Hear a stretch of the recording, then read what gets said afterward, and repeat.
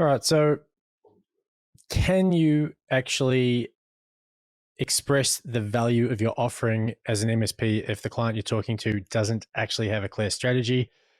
That's one of the things I want to talk about today. Also, I want to talk about defining what you should build in terms of software. If you've got a development team or software engineers, how do you determine what's a good fit with your client base and whether or not it's actually landing as intended? Let's throw some cool music in and kick off from there.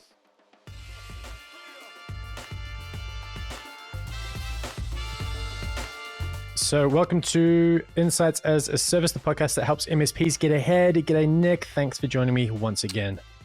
Thank you. You're high energy. You've had the COVID. You feeling all right? Well, we think you've had the COVID, right? We think I have the COVID. Still tested negative, so it's annoying. Another one to do after this. But fingers crossed it's not. But definitely battling something. Well, I'm seeing you in a couple of days, so please don't give me the COVID. Sharing is caring. Is it though?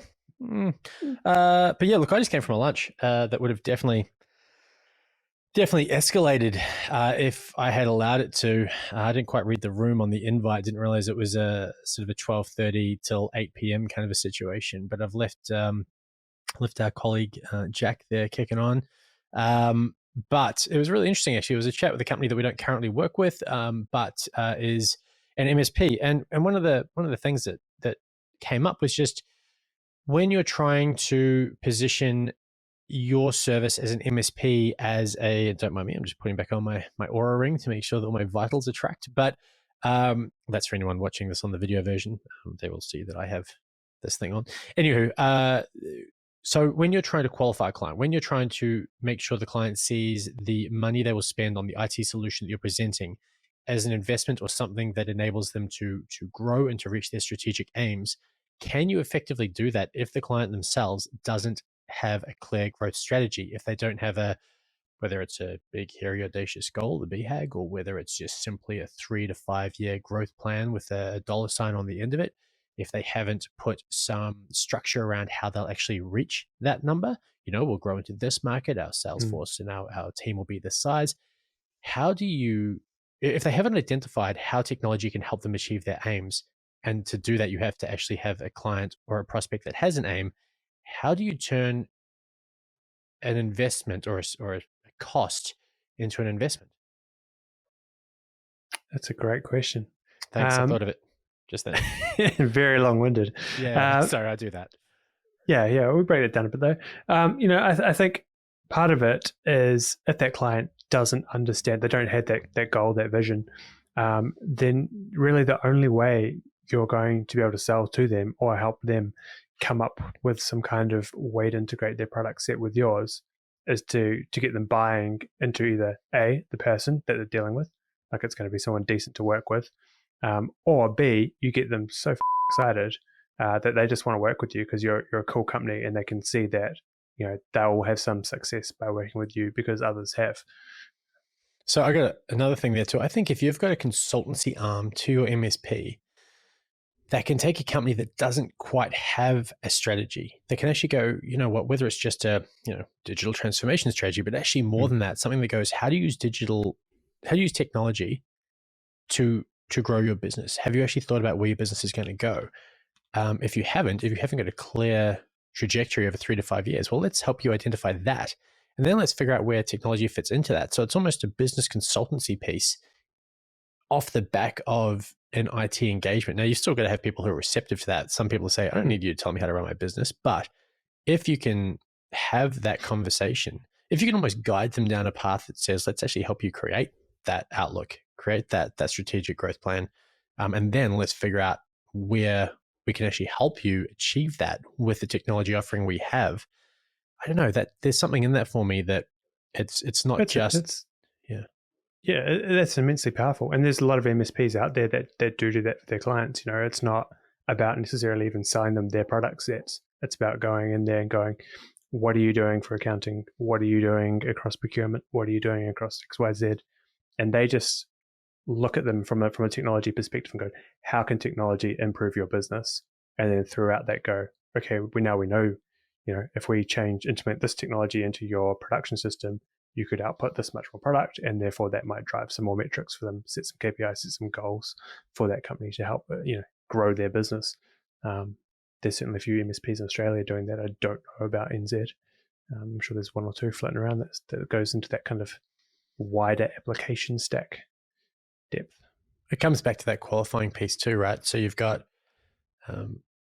certain customers who are going to understand your value premium, the proposition, and others who won't. And then you need to determine how hard you want to work to explain to them why they should care about what you can do for them. But yeah, I think it just comes back to a meeting of minds in many cases.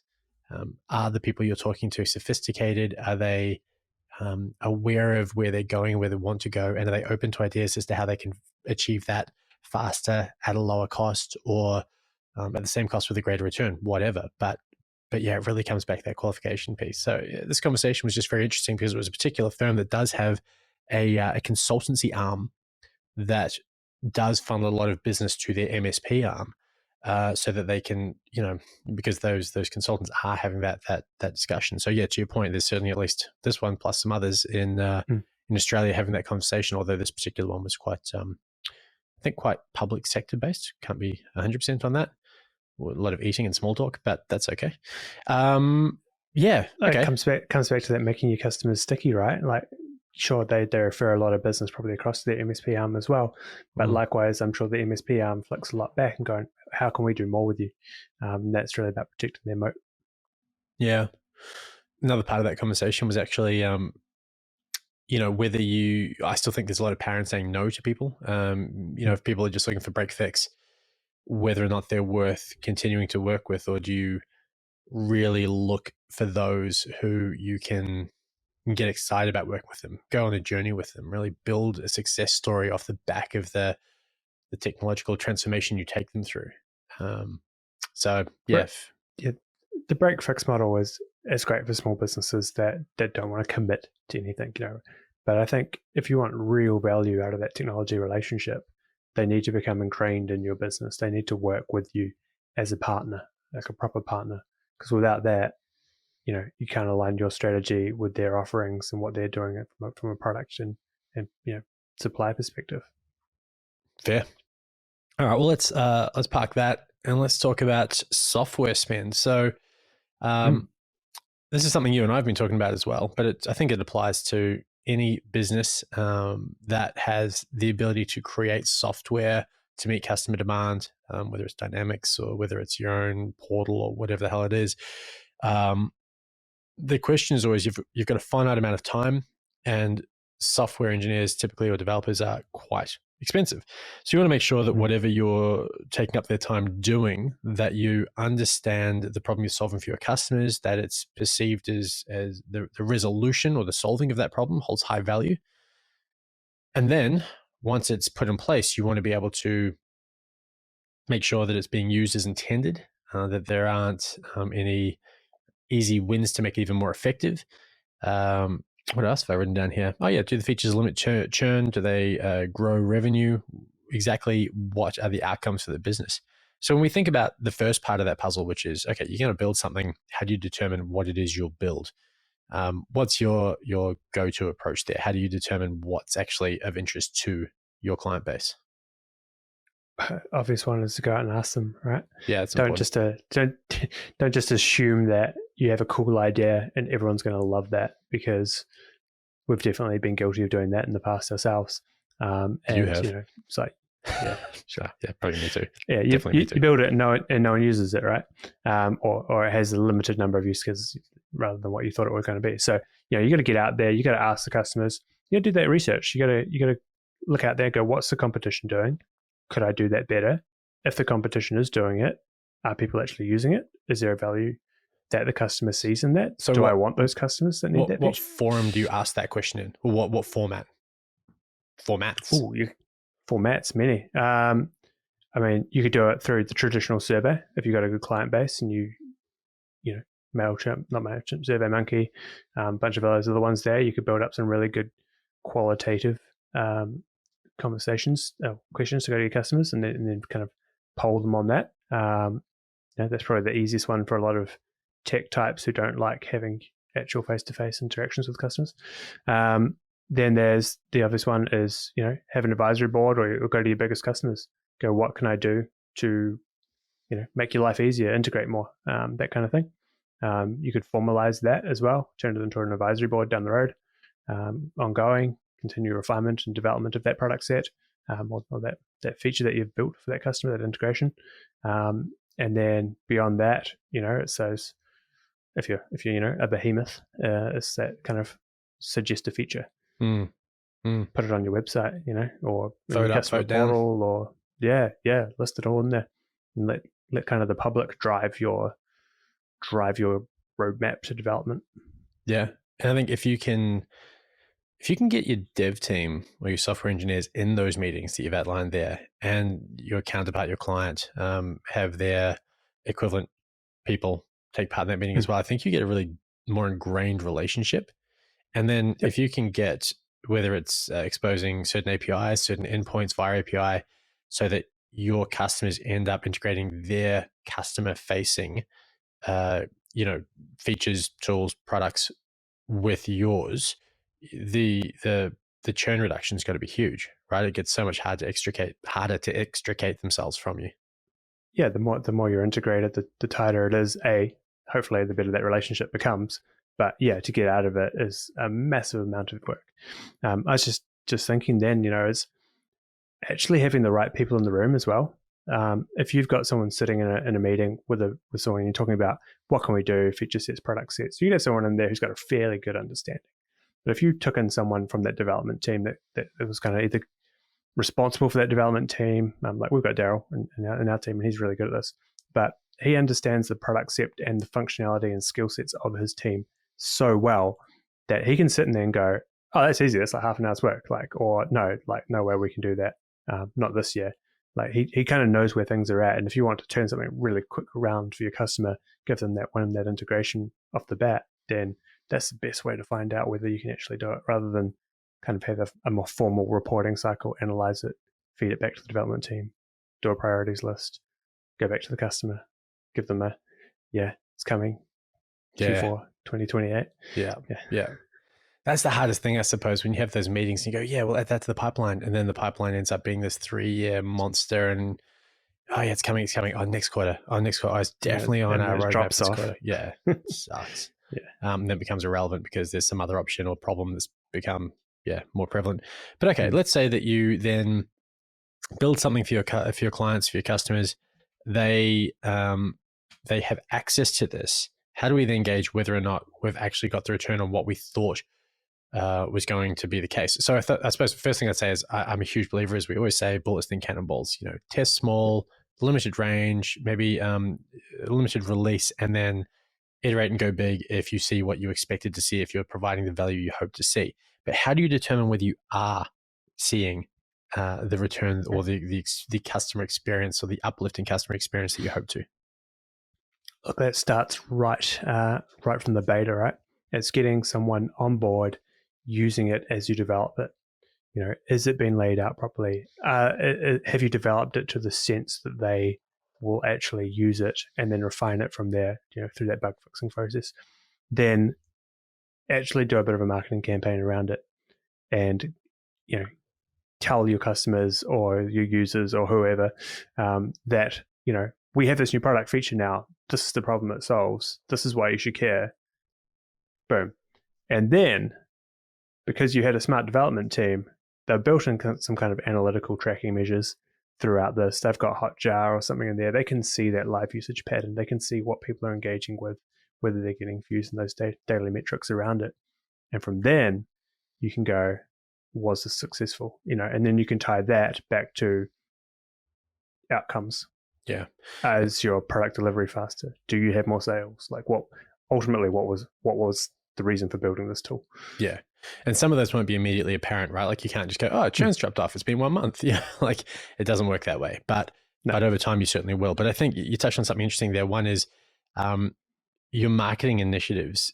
If what you've developed really holds value, if you're marketing off the back of that, even some of those sort of vanity metrics, your click-through rates, your engagement online, those should be at a higher level than what you've seen from previous features if you're really nailing it.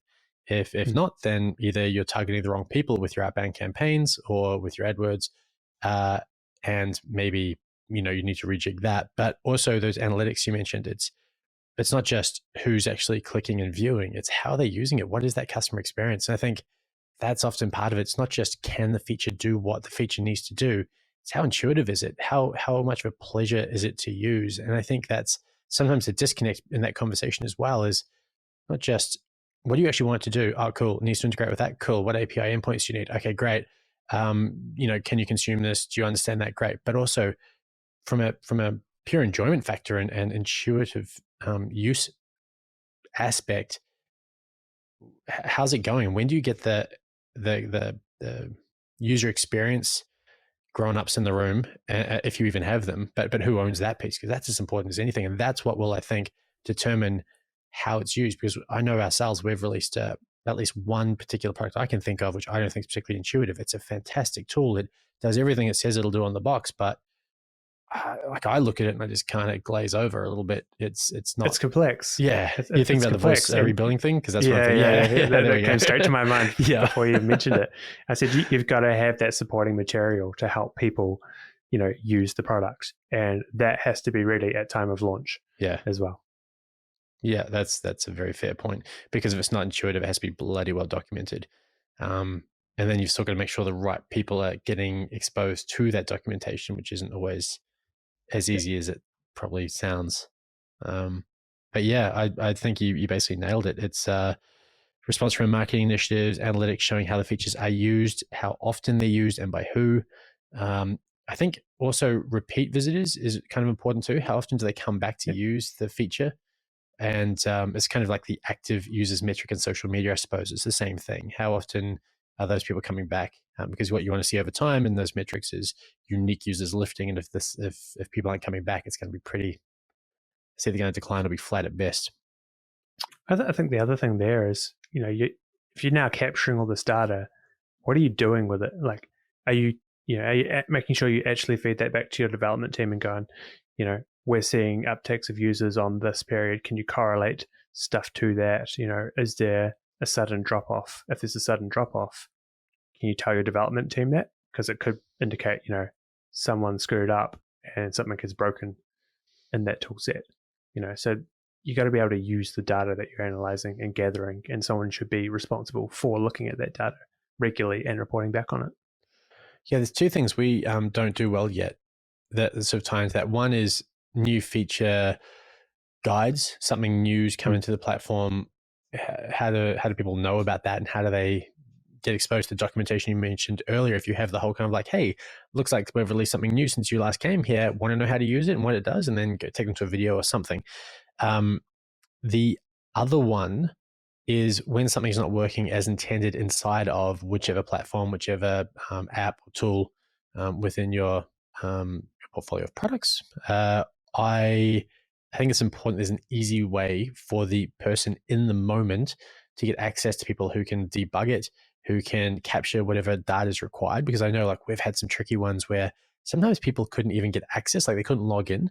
Now it turns out there was a firewall issue, there's some stuff there, but if those people in that moment can't actually access someone who's actually useful, and it's not really a support desk thing, it's not the same. It's not like, I don't know, I can't access my Office 365 or my internet's not working. It's a different type of problem. They need to get through to people who can actually assess it in the moment. Otherwise, they're probably not going to come back. And that's something we probably don't do well at the moment as well, to be fair. Well, that also ties in well with how do you tell your customers if you developed a product and it's perhaps a feature that's part of a bigger product, how do you tell your customer that, this part of the product isn't operational right now, or there's something wrong with that? If there's that one component missing, and that's, again, we're probably pretty guilty of that. As we say, Illume, is it operating? Hey, or nay, but we don't go, that tool's not broken or is broken right now. So, that's something we could probably do better as well. We need to just sort of hope that the dev team are listening to this when it does come out, and they don't beat us up for us highlighting issues. This will be a good test to see if they are listening to our podcast. Good call. And also radical candor, guys. We care deeply, and we just want us to all get ahead. So, all right. That said, I just got back from a holiday on an island, and it looks like, I don't know, Romain just threateningly picked up a book like he was about to hit me with it, but that's okay. Oh no, the Radical Candle book. He's got it right there. Cool. That's what he's doing. Okay, I'm fine. Everything's okay. No, I just got back from an island where there was no internet for.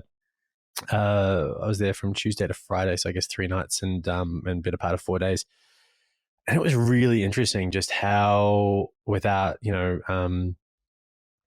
Teams messages, emails, phone calls, whatever, how it streamlines your thinking and just kind of allows you to have much more of a dedicated focus. I ended up just sitting in a hammock, listening to the ocean roll in, writing notes upon notes of where I thought the business should be hitting and what we should do, because I'm a nerd and I work when I'm on holiday, but what are you going to do? And then I got back and I was actually tagged by Romain and Jack on the same post. My mic just cut out there when you moved that.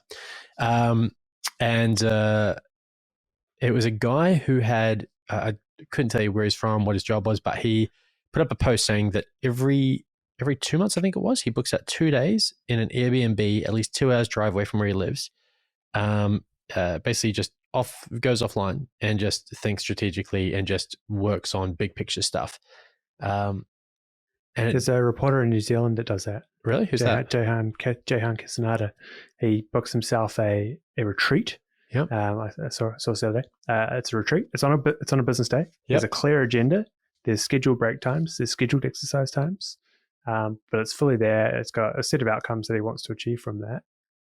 But he gets to work through it, and it's taking him away from the noise, from his daily hustle and bustle. Probably works from home, so great to get out of the house. Mm-hmm. But again, somewhere else, somewhere different mindset, different perspective. But he's there to achieve a goal. Yep. That's good. It may have been the same post I saw. The key thing is, I guess the question at the heart of this is, how do we get into that, Jeff Bezos mindset where he's thinking 1 to 3 years ahead? And it's particularly hard to get into that mindset that is success. Answering those questions is success. And it's okay to not have a clear movement in progress week on week, because that's not your job anymore. And it's particularly hard, I think, for people who have come from an operational role that's, like for me, I started off in business development. It's very clear then. You have daily goals, you have weekly goals, you have monthly, you have quarterly, and it's very clear whether or not you're hitting those. When they're easily measured, easily defined. Then if you're in marketing, you can look at, customer acquisition costs, you can look at click-through rates, you can look at all sorts of stuff.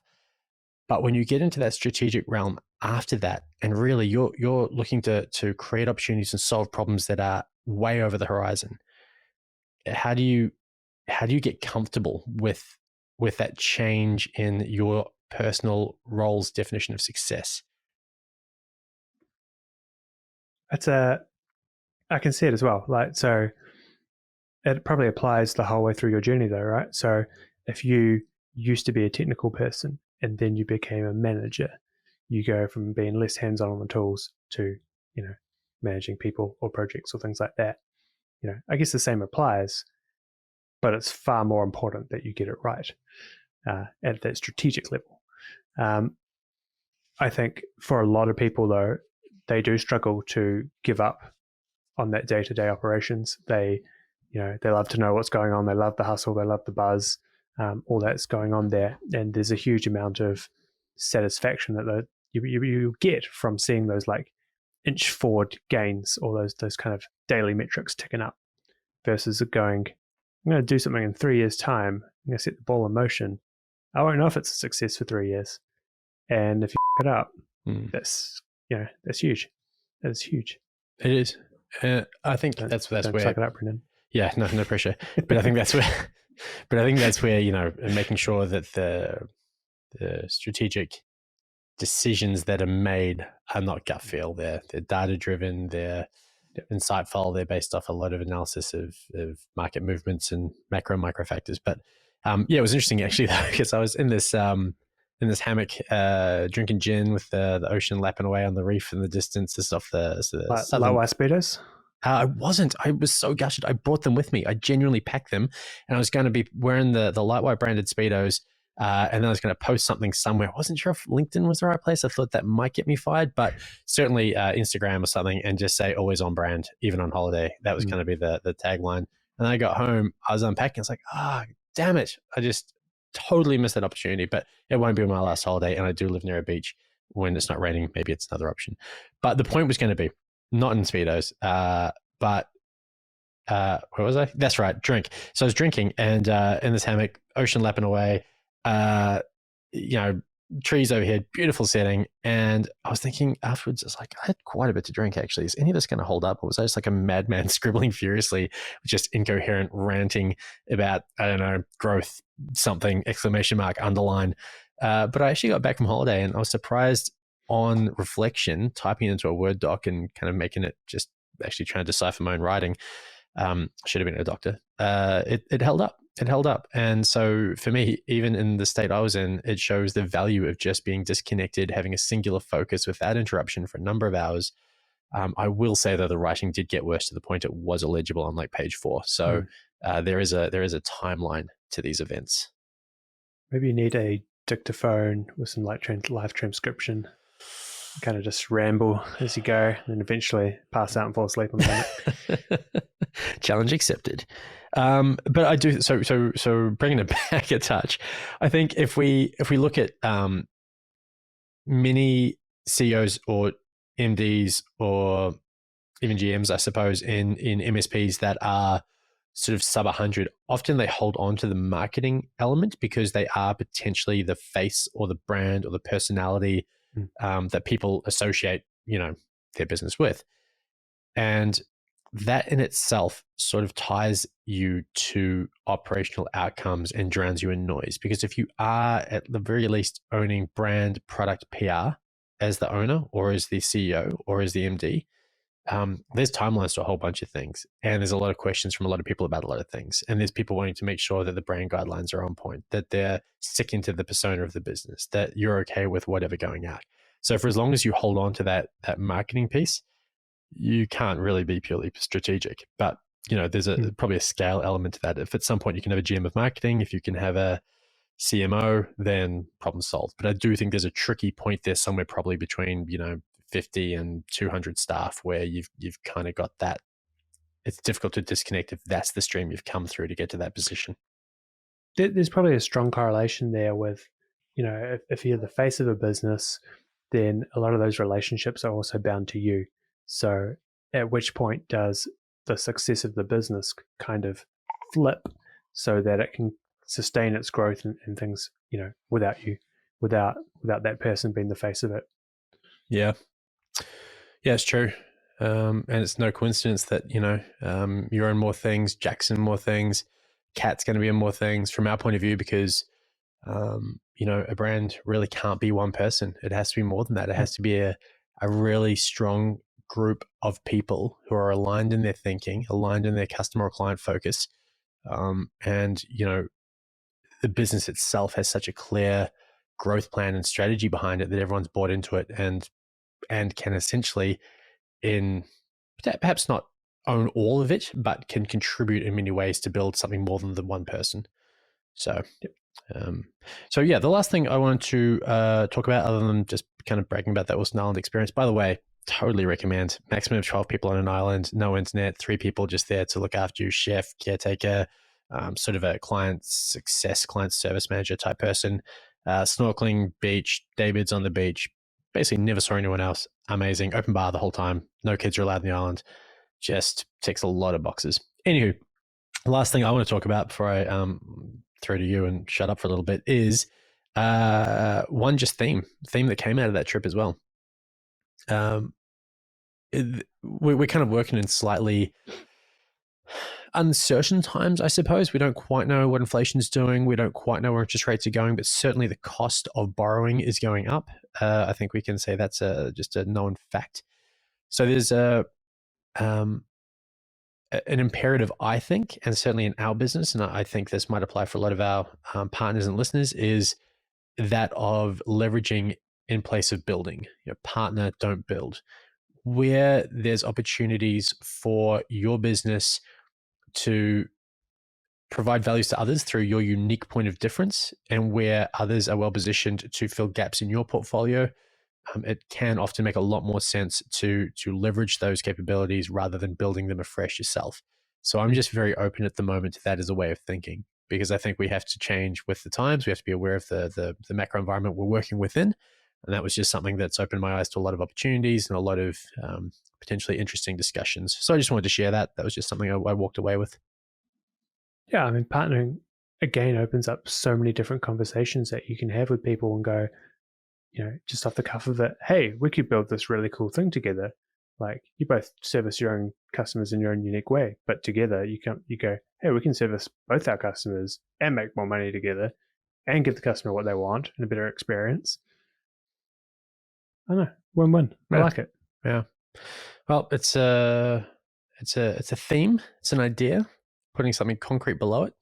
That's the challenge. The other thing I do want to talk about as well, not to foreshadow too much, but I think it's really interesting to talk about how much the wider business or everyone within your business understands your revenue targets and your budgets, and how they use that information to understand the requirements of their own role and where they fit within, I guess the moving wheels that will create those outcomes. So I want to talk about that. It's really relevant to people in marketing, particularly when they're looking at sales targets. They need to understand what those are in order to sort of work backwards from there. But that'll be another conversation for a future episode. So since we're talking about the future and not the now, we should probably leave it there. So Nick, I'll leave you to it. Good luck with the recovery. Thanks for joining us. Sorry for being late. I was definitely late. I'm also still very wet. The weather here sucks. But yeah, that's it for another week. We'll leave it there. If anyone wants to get hold of Nick, find him on LinkedIn, Nick Phillips, 2 L's, Brendan Ritchie, Ritchie at LinkedIn. Thanks for listening. We'll catch you again next week.